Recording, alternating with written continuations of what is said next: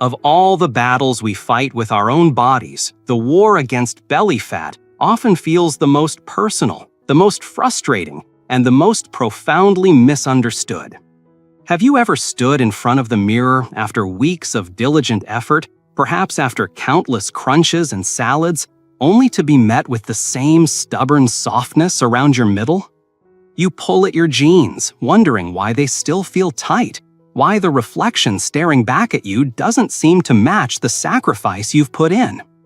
It's a uniquely disheartening experience, one that can make you question your willpower, your discipline, and even your own body's integrity. This fat, clinging to our midsections, feels less like a part of us and more like a defiant, unwelcome tenant who refuses to pay rent and stubbornly ignores every eviction notice. We are inundated with a tidal wave of so-called solutions. We see advertisements for miracle teas that promise to detox our systems and melt away pounds overnight. We scroll past fitness influencers with chiseled abs, promoting extreme diets that banish entire food groups, painting carbohydrates as the villain or sugar as a poison to be purged.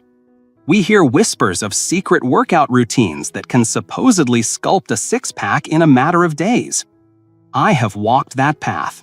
I have been a devoted disciple of calorie counting, meticulously logging every morsel that passed my lips. I have endured the gnawing emptiness of skipping meals, believing that hunger was the sound of victory. I've gone completely sugar-free, only to find myself battling ferocious cravings that felt like a primal scream from my own biology.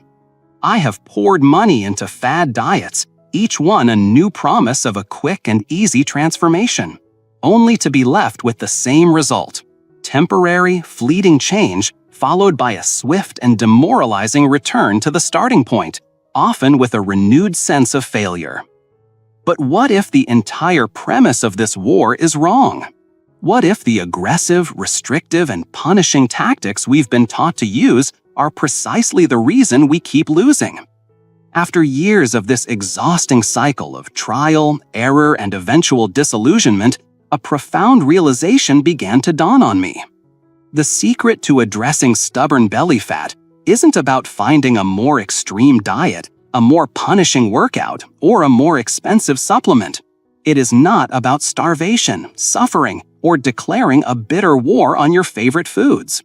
The true path forward lies in a radical shift of perspective.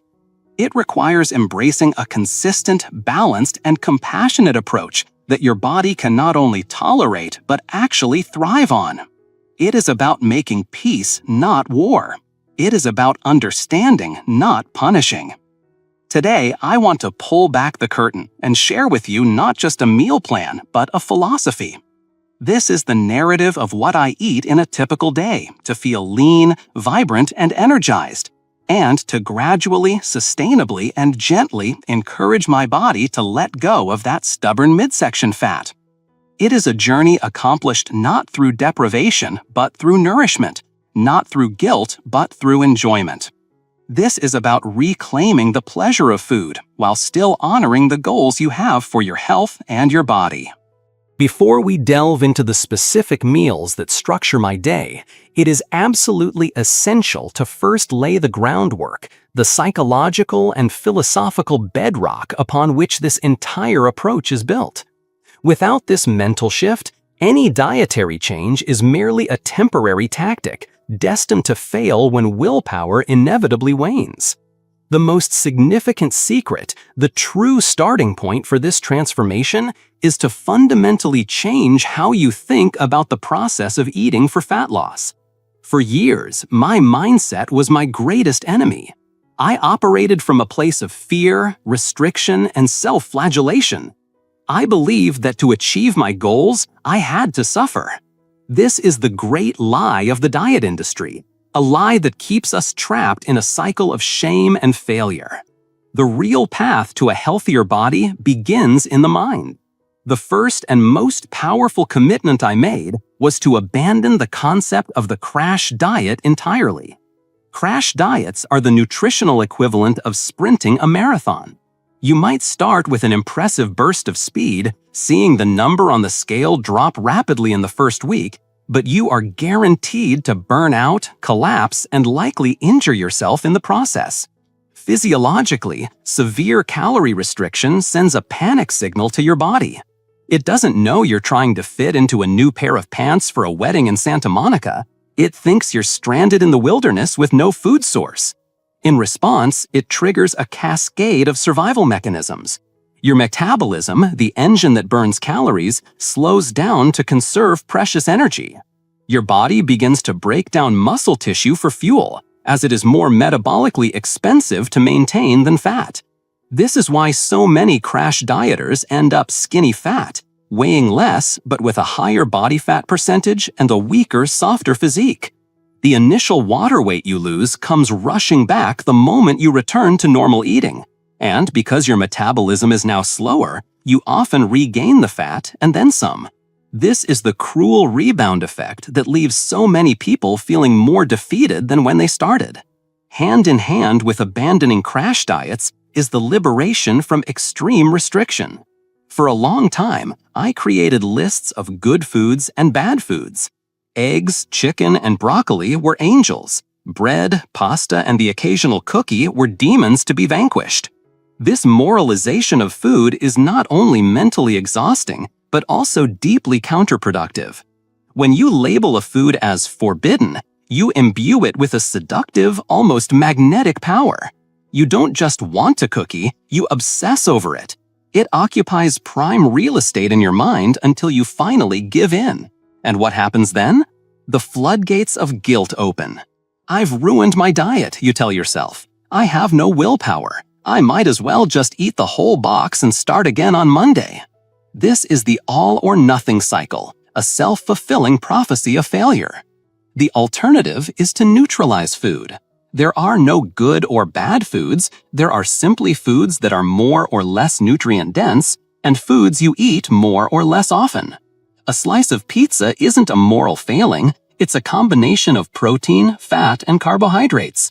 Enjoying it mindfully and then returning to your balanced way of eating is a sign of a healthy relationship with food, not a failure of will. This is the bedrock upon which all sustainable change is built. If you recognize the power of this mental shift and are ready to stop fighting your body and start working with it, comment with the number 1 below to affirm your commitment to this first crucial principle. My new philosophy revolves around a few core tenets of nourishment, not deprivation. I prioritize meals that are high in protein because protein is the undisputed champion of satiety. It keeps you feeling fuller for longer, reducing the urge to snack on less nutritious options between meals. It's also crucial for building and maintaining lean muscle mass, which is a key player in a healthy metabolism. I also ensure I'm getting plenty of fiber from whole foods like vegetables, fruits, and whole grains. Fiber aids in digestion, which can dramatically reduce the bloating that is often mistaken for belly fat. It also helps to slow down the absorption of sugar into the bloodstream, preventing energy crashes. The focus is always on whole foods over their processed counterparts. An apple is always a better choice than apple juice. A baked potato is superior to a bag of potato chips. The goal is to eat food in a state as close as possible to how it grew from the earth. And finally, and perhaps most importantly, I learned to enjoy food again, not to fear it. I savor the flavors, appreciate the nourishment it provides, and allow myself moments of indulgence without an ounce of guilt. This is not a diet. It is a sustainable lifestyle of self-respect. The journey of transformation begins not with the first bite of food, but with the first sip of water. My day starts, without fail, around 7 in the morning. Not with a jolt of caffeine or the jarring blue light of a phone screen, but with a gentle and deliberate ritual, a large glass of warm lemon water. This practice, simple as it may sound, is a profound act of kindness to a body that has just spent 8 hours in a state of repair and dehydration. While you sleep, your body is hard at work, and you lose a significant amount of water through simple respiration. Waking up in a state of dehydration can lead to feelings of sluggishness, brain fog, and even false hunger signals. That first glass of water is like a cool, cleansing shower for your internal systems. It rehydrates your cells, awakens your digestive tract, and gently signals to your body that a new day of nourishment has begun. Some people tout lemon water as a magical fat-burning elixir, and while I wish it were that simple, the science is a bit more grounded. The primary benefit comes from the hydration itself. Being well hydrated is critical for every metabolic process in your body, including the process of breaking down fat for energy, a process known as lipolysis. When you're dehydrated, your metabolism can become sluggish. The addition of lemon offers a small boost of vitamin C, a powerful antioxidant, and can make the water more palatable, encouraging you to drink more. For me, the ritual is as much psychological as it is physiological. The simple act of preparing and sipping my warm lemon water is a moment of mindfulness, a quiet declaration that I am starting my day by prioritizing my well-being. It's a gentle transition from the world of sleep to the world of wakefulness, far more compassionate to the nervous system than the shock of a strong espresso on an empty stomach. If these initial insights into creating a healthier relationship with food and your body are resonating with you, please show your support for this approach by hitting the like button. It tells us we're on the right track and helps this message reach others who might need to hear it. Of course, I understand the powerful allure and practical need for caffeine for many people. On days when I feel I need an extra cognitive boost or a little more energy to kickstart my morning, I will follow my lemon water with a cup of black coffee or a freshly brewed green tea. The key here is what I don't add. There is no sugar, no flavored syrups, no heavy cream, no artificial sweeteners. These additions can turn a relatively benign beverage into a high-calorie, blood sugar-spiking concoction that completely undermines the goal of a stable, energized morning. A plain black coffee or a simple green tea provides clean caffeine, which, in moderation, has been shown to have metabolic benefits and can improve focus and athletic performance. Green tea, in particular, contains compounds called catechins, which have been studied for their potential, albeit modest, role in supporting fat oxidation. By keeping my morning beverages simple and clean, I get the benefits without the drawbacks, setting a tone of mindful consumption that carries me through the rest of the day. Have you ever tried a consistent morning ritual, and did you notice a difference in your energy or mood? Share your experience in the comments, whether it was lemon water, meditation, or just 5 minutes of quiet time. Your story could inspire someone else. Around 8:30 in the morning, after my body is hydrated and gently awakened, it's time for the most important meal of the day. Not because of old adages, but because of its profound impact on your energy, mood, and cravings for the next several hours. My goal for breakfast is a strategic trifecta: high protein, healthy fats, and slow-releasing carbohydrates. This combination is the architectural blueprint for sustained energy, mental clarity, and profound satiety. Think of it like building a fire. The slow-releasing carbs are the large, sturdy logs that will burn steadily for hours. The protein and healthy fats are the dense embers that keep the fire hot and prevent it from dying out too quickly. A breakfast high in sugar and refined carbohydrates, like a sugary cereal or a plain bagel, is like throwing kindling on the fire.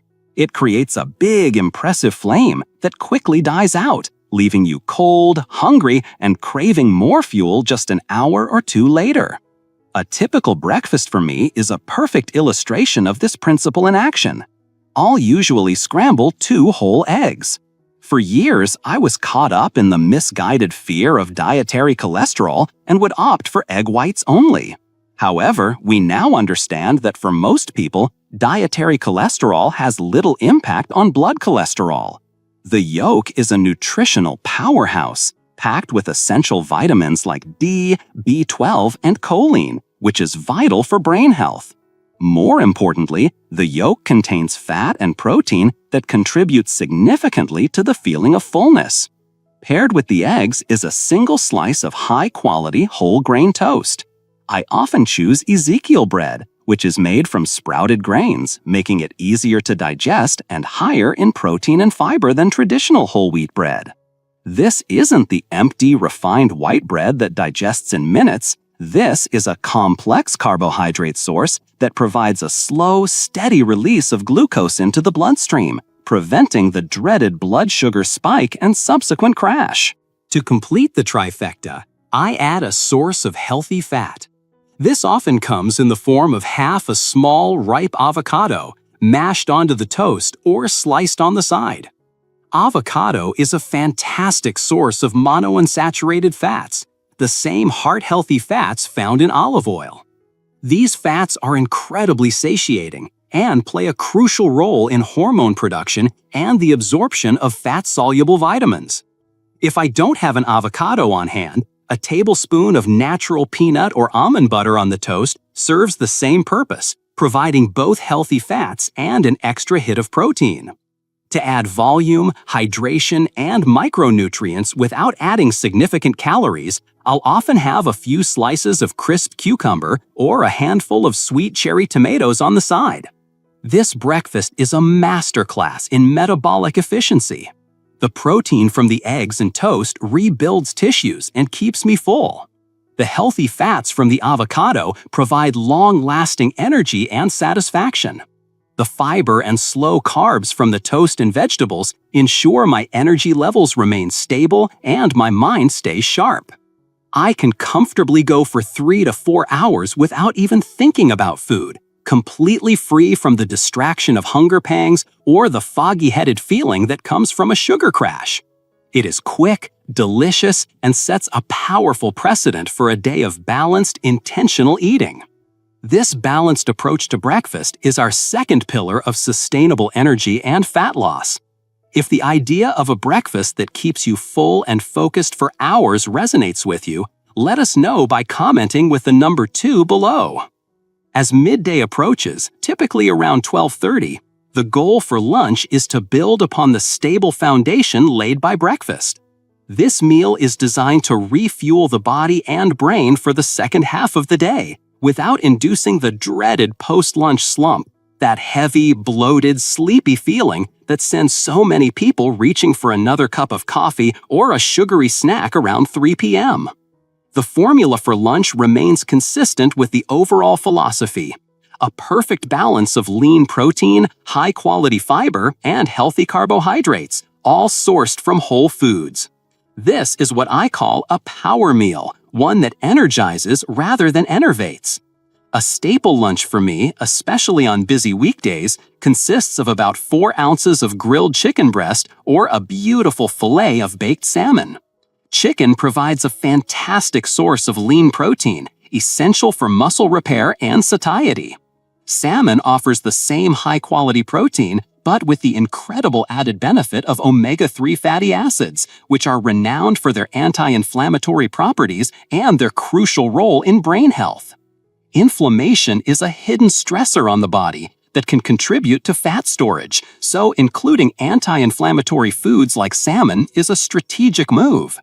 The protein is accompanied by a source of complex carbohydrates and fiber. My go-to choices are about a cup of cooked quinoa or brown rice. Quinoa is a particular favorite because it's a complete protein, meaning it contains all 9 essential amino acids, and it's exceptionally high in fiber. Brown rice is another excellent choice, providing a slow release of energy that keeps me fueled through the afternoon. To this base, I add a large volume high-fiber component, which is almost always a generous serving of leafy greens. This could be a bed of spinach, a handful of kale, or some crisp romaine lettuce.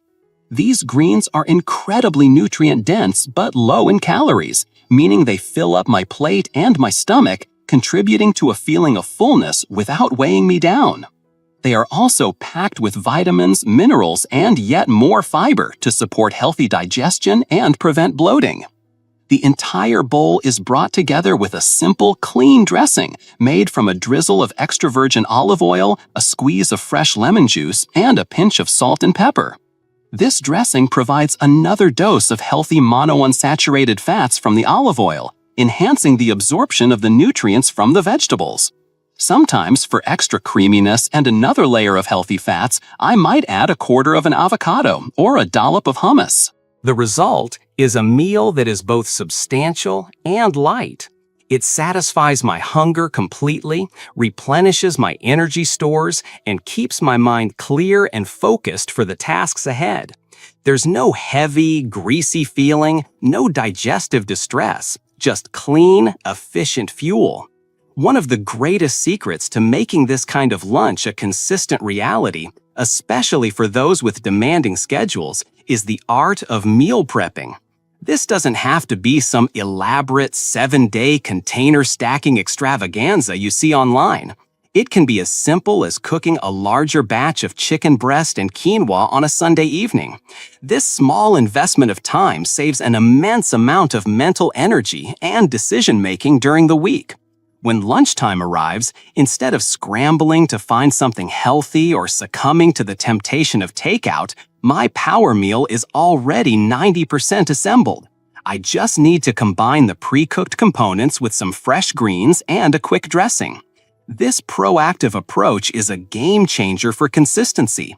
It removes friction and makes the healthy choice the easy choice.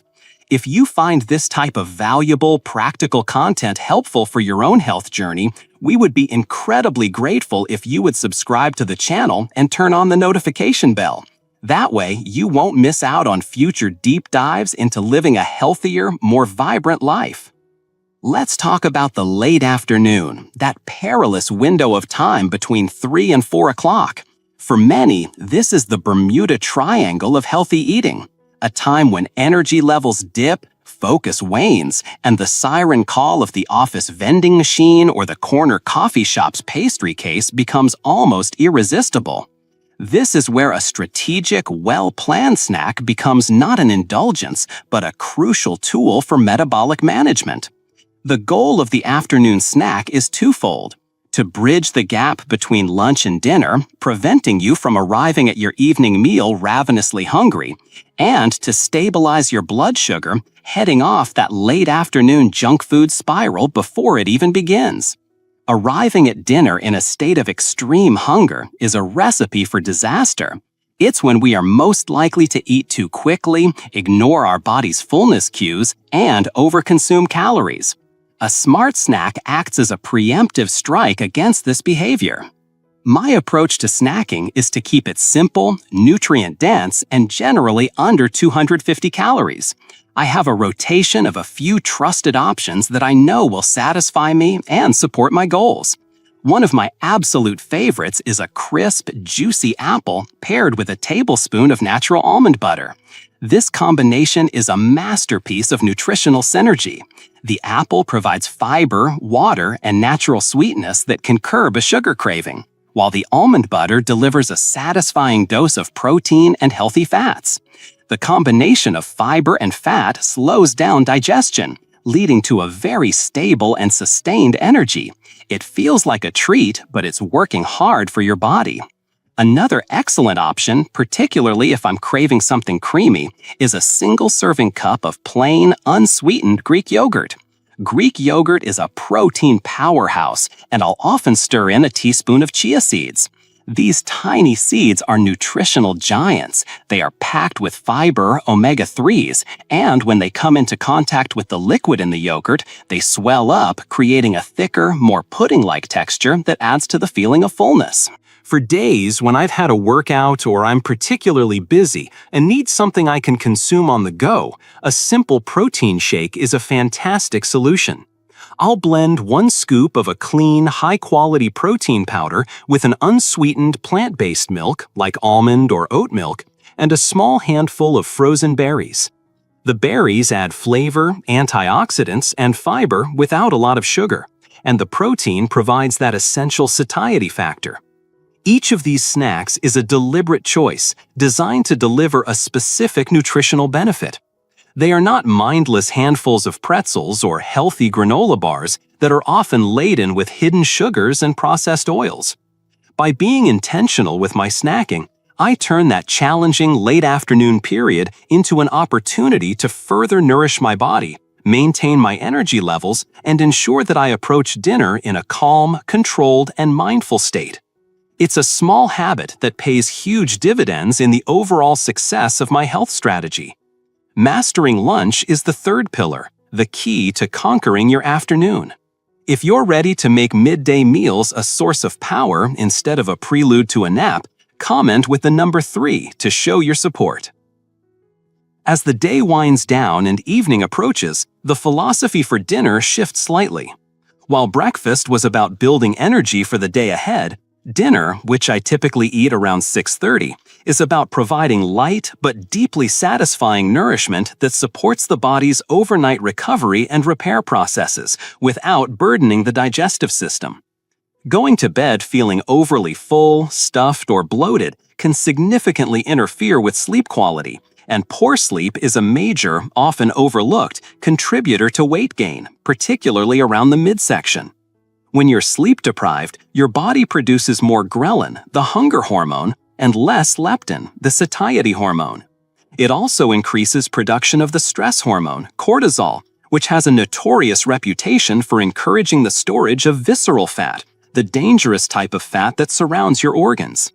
Therefore, a dinner that promotes restful sleep is a critical component of any fat loss strategy. My ideal dinner is centered around a large volume of cooked vegetables. I love making a colorful stir-fry with broccoli florets, sliced bell peppers of all colors, and zucchini. These vegetables are rich in fiber, vitamins, and antioxidants, and cooking them makes them a bit easier to digest than a large raw salad in the evening. For my protein source, I'll often opt for something very lean and easily digestible. 3 ounces of firm tofu, cubed and pan-fried until golden, is a wonderful plant-based option. If I'm in the mood for animal protein, a small portion of lean turkey or white fish like cod works beautifully. The key is to keep the protein portion slightly smaller than at lunch, as the body's immediate need for fuel is lower in the evening. Instead of a grain-based carbohydrate like rice or quinoa, I frequently turn to a vegetable-based alternative to keep the meal lighter. Cauliflower rice is a fantastic substitute. It has a similar texture to rice, but is much lower in calories and carbohydrates, consisting mostly of fiber and water.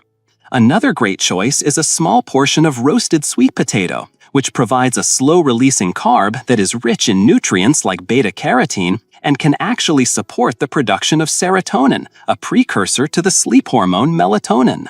The flavor in this meal comes not from heavy sauces or excessive amounts of oil, but from the intelligent use of aromatics and spices.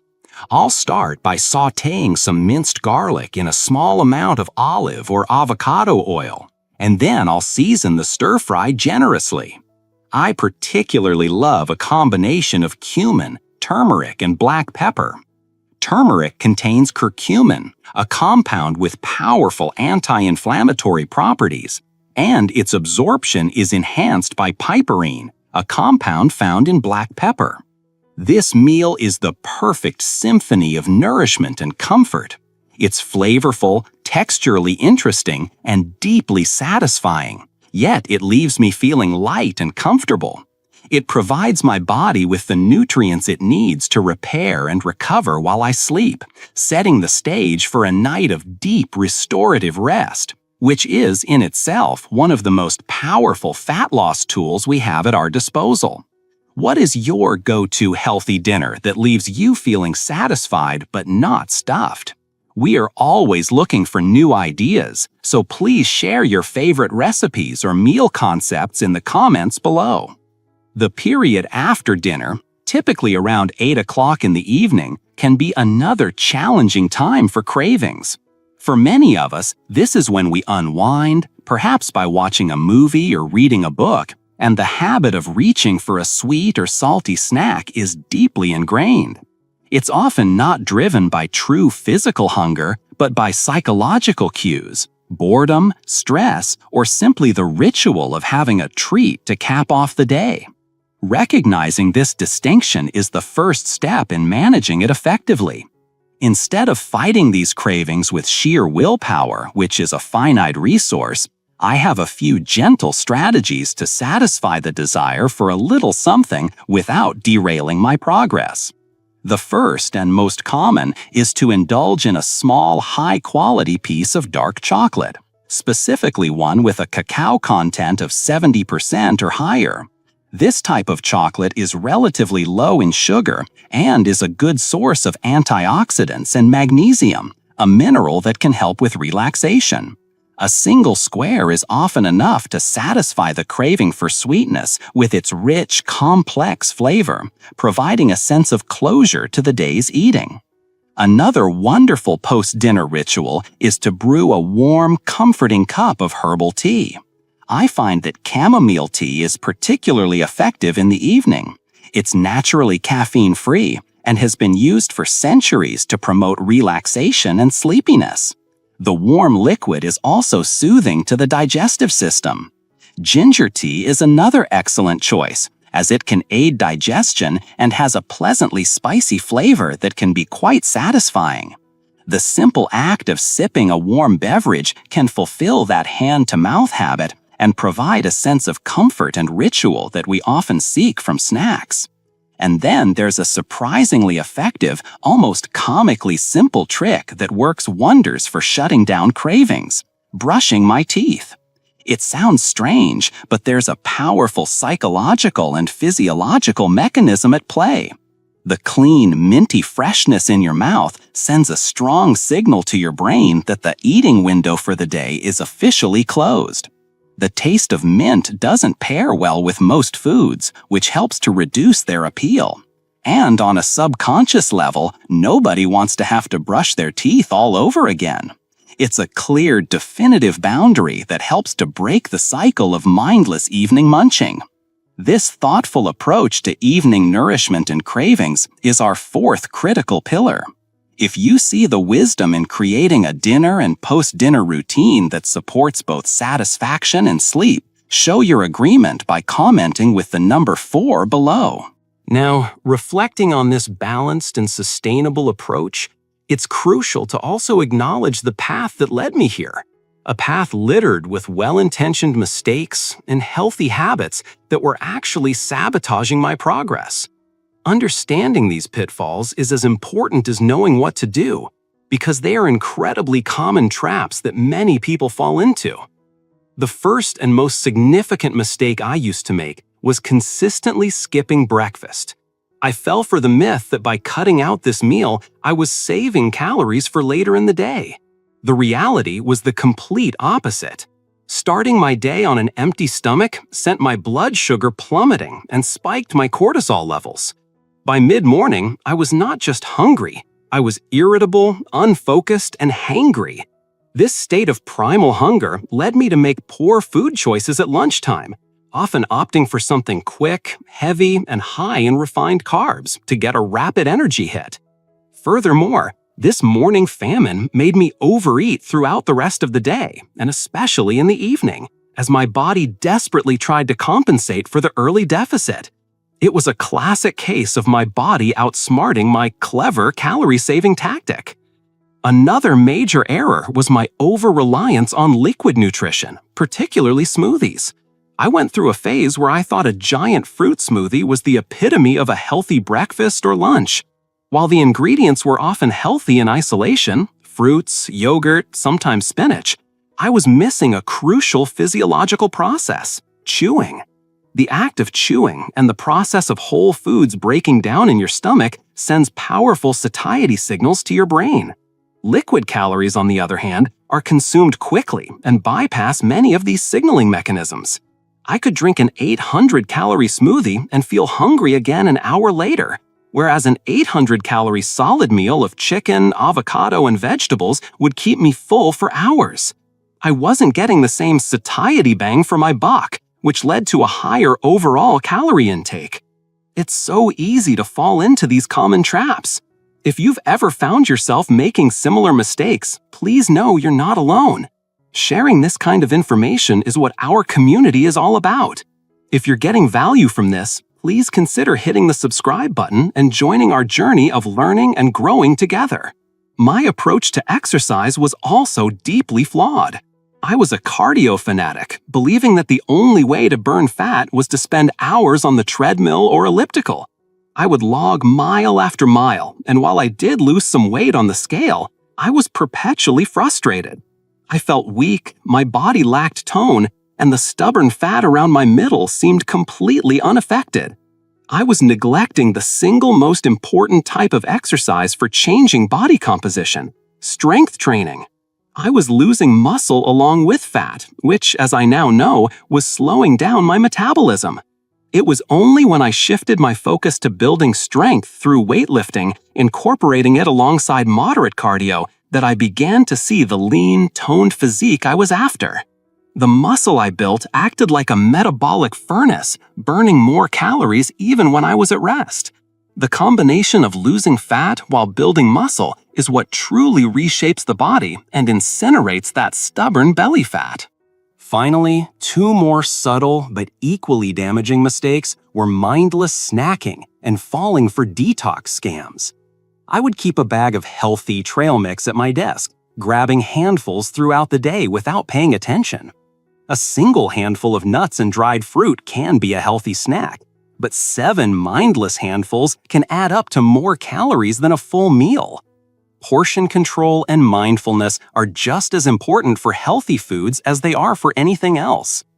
And then there were the detox teas and juice cleanses. I spent more money than I care to admit on products that promise to flush out toxins and reset my system.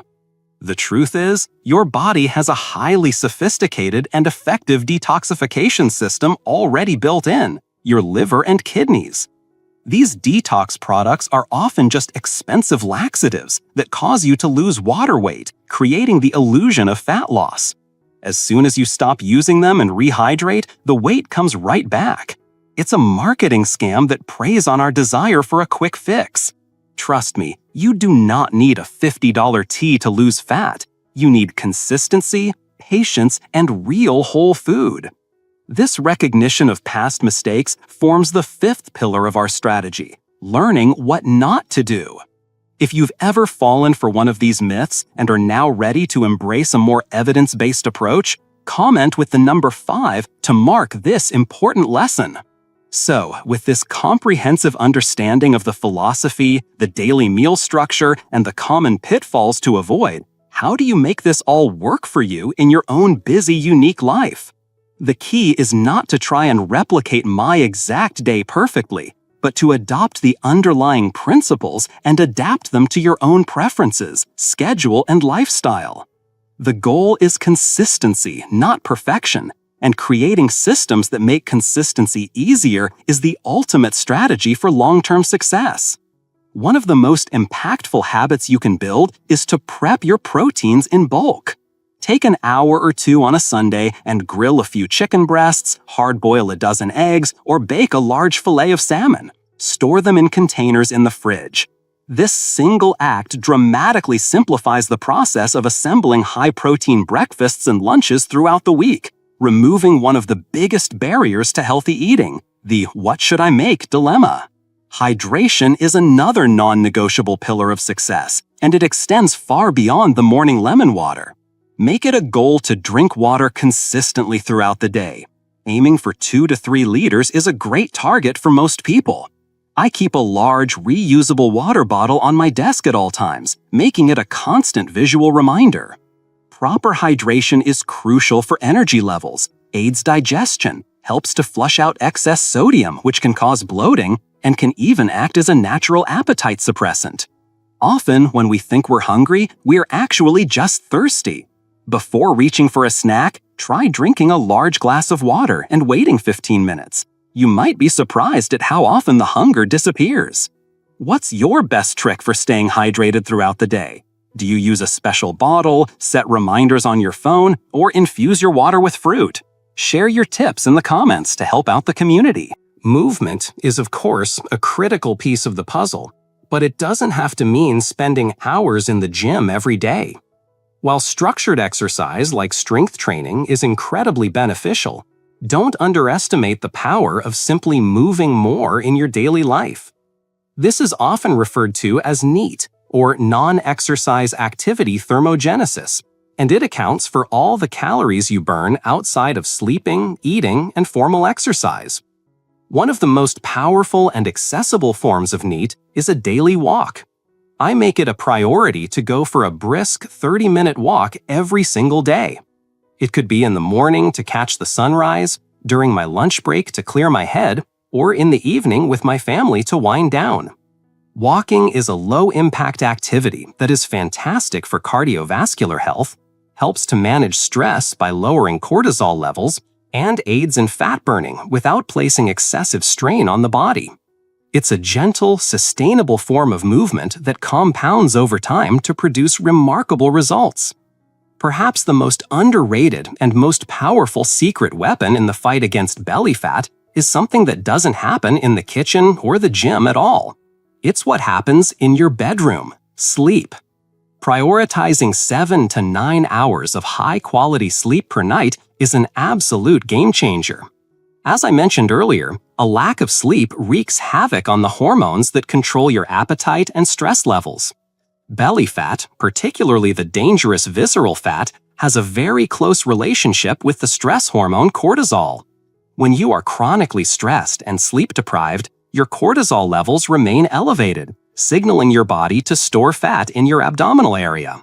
You can have the most perfect diet and exercise plan in the world, but if you are consistently sleeping only 5 hours a night, you will be fighting an uphill battle against your own biology. Make sleep a sacred priority. Create a relaxing bedtime routine, make your bedroom a dark, cool, and quiet sanctuary, and disconnect from screens at least an hour before you plan to sleep. This single change can have a more profound impact on your belly fat than you can possibly imagine. Finally, remember to be flexible. Life happens. There will be birthday parties, holidays, and evenings out with friends. You don't need to be perfect. One off-plan meal or one missed workout does not derail your progress. The key is to enjoy the moment without guilt and then simply get back to your routine with the very next meal. It is the consistency over weeks and months that creates change, not flawless, robotic perfection for a few days. This holistic view, incorporating hydration, movement, and especially sleep, is the sixth and final pillar of a truly sustainable, healthy lifestyle. If you're ready to commit, not just to better eating, but to better overall self-care, please comment with the number 6 below. In the end, the journey to reducing belly fat and building a body that feels strong, healthy, and vibrant is not a race to a finish line marked by a certain number on the scale or a specific gene size. It is a continuous, evolving practice of self-care and self-respect. It's about letting go of the punishing narrative of perfection and embracing the empowering reality of consistency. This way of eating and living is not a magic plan or a quick fix. It is a real, balanced, and sustainable framework that allowed me to finally make peace with food, to shed the bloating and discomfort that plagued me for years, and to stop obsessing over every calorie and instead focus on the joy of nourishing my body. It liberated me from the exhausting cycle of diet culture and empowered me to build a lifestyle that I genuinely enjoy and can maintain for the rest of my life. If I can achieve this, a busy person constantly surrounded by temptation, who has felt tired, frustrated, and on the verge of giving up more times than I can count, then I know with absolute certainty that you can too. This journey is about more than just aesthetics. It's about reclaiming your energy, your confidence, and your sense of well-being. It's about proving to yourself that you can achieve your goals through kindness and intelligence, rather than through punishment and deprivation.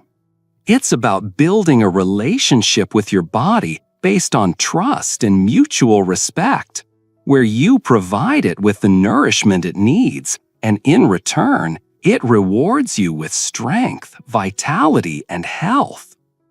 After all of this analysis, from the psychological foundations to the practical daily meals and the crucial lifestyle factors like sleep and stress management, what is the single most important lesson or principle that you've learned for yourself today? Is it the need to stop moralizing food, the importance of protein at breakfast, or the profound impact of sleep on your hormones? Let us know your biggest takeaway in the comments section below. Your insight could be the very thing that clicks for someone else. And remember, the journey of transforming your health is a marathon, not a sprint. It begins not with a giant leap, but with a single, small, compassionate step. Start there. Thank you for investing this time in yourself and your well-being today.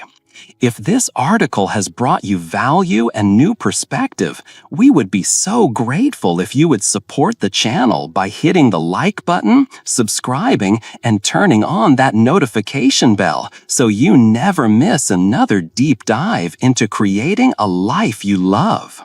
We look forward to seeing you in the next one.